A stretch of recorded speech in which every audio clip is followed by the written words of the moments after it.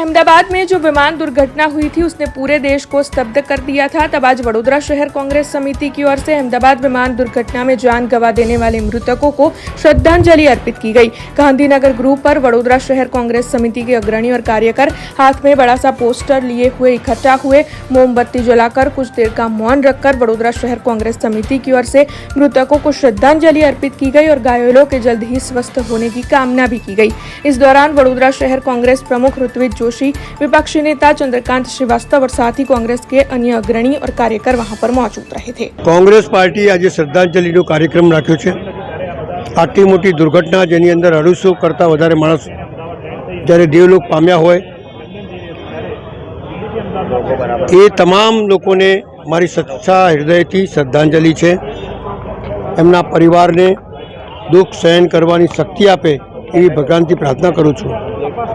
પણ પ્રશ્ન અનેક બનશે આ સરકાર પાસે કે ભાઈ જ્યારે 10 વર્ષની અંદર તમે ગાડી કહો છો કે નહીં ચલાવવાની, રિજેક્ટ કરી દો અને 15 વર્ષમાં ગાડી કાઢી નાખો, તો આ 30થી 40 વર્ષથી પ્લેન ચાલ્યો કઈ રીતે? જ્યારે ચલાવતા પહેલાં મશીનને ચેક કરવાનું હોય, સવાલ ઘણા ઊભા થશે। પણ જોવાની ખૂબી 2-3 વસ્તુ છે। એક ટાટા કંપનીએ ₹1 કરોડ તાત્કાલિક જાહેર કરી દીધા। સરકાર શું આપે છે તો પછીની વાત છે, જોઈશું। પણ જેના પરિવારના સદસ્ય ગયો છે એની વેદના અને સંવેદના આ સરકારે સમજવી જોઈએ। ખાલી વાર્તાઓથી કંઈ ના, આ કહે છે કે આ એક્સિડન્ટ થયું, આ અચાનક થયું, તો હરણીકાંડ શું થયું હતું ભાઈ?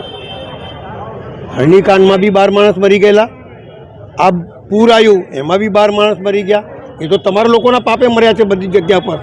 એનો ભાઈ ચાલતો ચાલતો આવતો હતો, એનો પતિ અંદર જતો રહ્યો, અઠવાડિયા પછી લાશ મળી, તો એ શું છે?